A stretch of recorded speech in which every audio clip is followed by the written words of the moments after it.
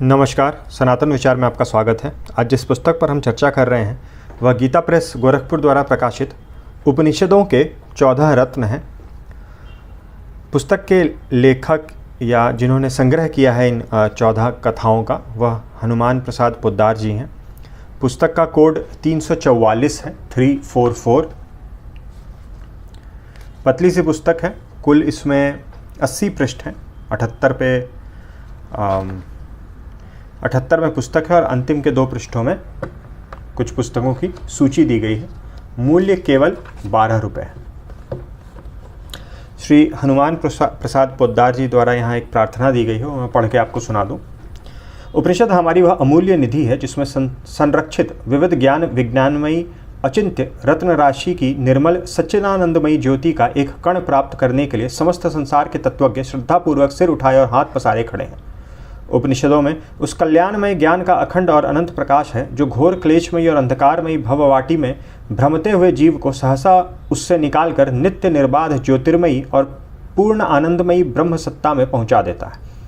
आनंद की बात है कि आज उन्हीं उपनिषदों से चुनी हुई कुछ कथाएं पाठकों को भेंट की जा रही है। लगभग 10 वर्ष पूर्व बम्बई में उपनिषदोनी बातों नामक एक गुजराती पुस्तक देखी थी। तभी हिंदी में भी वैसी कथाएं लिखने का मन हुआ था और उसी समय कुछ कथाएं लिखी गई थीं। उनमें से कुछ तो बिल्कुल गुजराती की शैली पर ही थी, कुछ अन्य प्रकार से। वही कथाएं अब पाठकों को पुस्तक रूप में मिल रही हैं। इसके लिए गुजराती पुस्तक के लेखक और प्रकाशक महोदय का मैं हृदय से कृतज्ञ हूँ।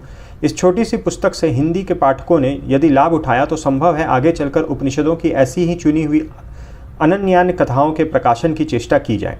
भूल चूक के लिए विद्वान पाठक क्षमा करें और कृपा पूर्वक सूचना दे दें, जिससे यदि नया संस्करण हो तो उस समय उचित सुधार कर दिया जाए। आशा है पाठक इस प्रार्थना पर ध्यान देंगे। तो उपनिषदों से ली गई कथाएं हैं, कुल 14 कथाएं हैं इस पुस्तक में। यहाँ विषय सूची दी गई है। ब्रह्म ही विजयी है केनोपनिषद से। यहाँ जहाँ इंद्रदेव, अग्निदेव, वरुण देव को ब्रह्म का यक्ष रूप में साक्षात्कार होता है, वो वाली कथा है। अनोखा अतिथि, यह कठोपनिषद से। यम नचिकेता संवाद जो है, जो 3 वर मांगे थे नचिकेता ने यमराज से, संपूर्ण वह दिया गया है सब सेक्शंस में। आपद धर्म, जो उषष्टि ने जो उच्छिष्ट उरद खाए थे लेकिन जल ग्रहण करने से मना कर दिया था, आपद धर्म के अंतर्गत छांदोग्य उपनिषद से वो लिया गया है। गाड़ी वाले का ज्ञान, दूसरी प्रसिद्ध कथा है गाड़ी वाले रैकव की कथा। गौ सेवा से ब्रह्म ज्ञान, ये शायद वही सत्यकाम जाबाल वाली कथा है। ये जब वो उनके गुरु भेज देते हैं जंगल में कि जब ये गौएं जो हैं वो 1000 हो जाएं, तो जब लौट रहे होते हैं तो उसी समय वृषभ रूप में, हंस रूप में और एक जल मुर्ग शायद रूप में और अग्नि रूप में 4 ब्रह्म ज्ञान प्राप्त किया था।